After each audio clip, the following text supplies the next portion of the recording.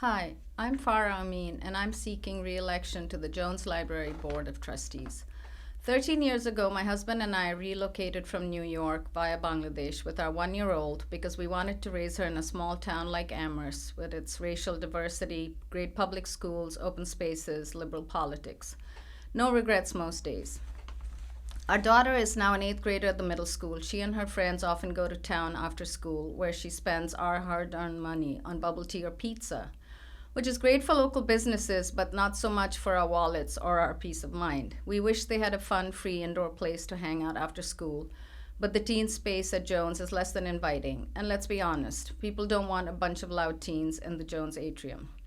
There's no doubt we need someplace central and safe for our teens where they can be monitored but still have the freedom to just be. And teens aren't the only population that would be better served by a facilities upgrade.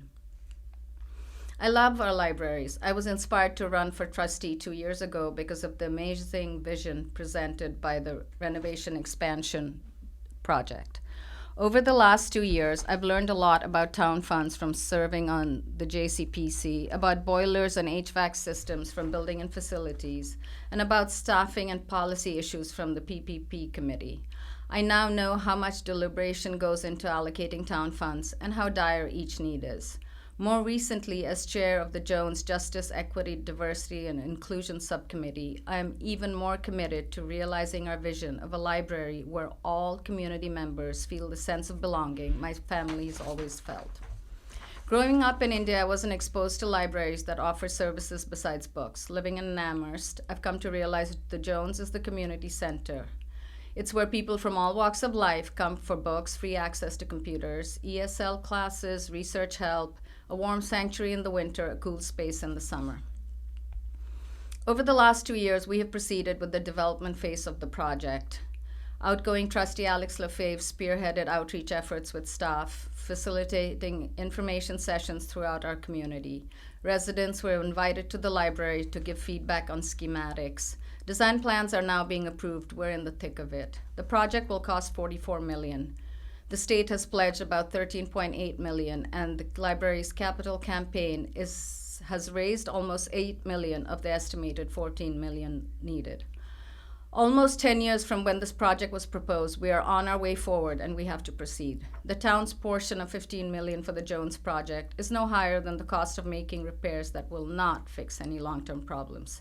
It is crucial that we make the building sustainable and ADA compliant. We need gender-inclusive bathrooms, inviting children's and teen spaces, new technology, and much more. This is a mission I'm committed to for numerous reasons, the most important being the community the Jones serves and how crucial this plan is for those less represented in our town. Families that need access to free resources, LGBTQIA+ youth who need a safe space to gather, teens who don't have extra cash to spend at restaurants, immigrants who are relieved to find their communities so far from home. The Jones Project supports the evolving needs of our diverse community, and doing so is crucial to our democratic process.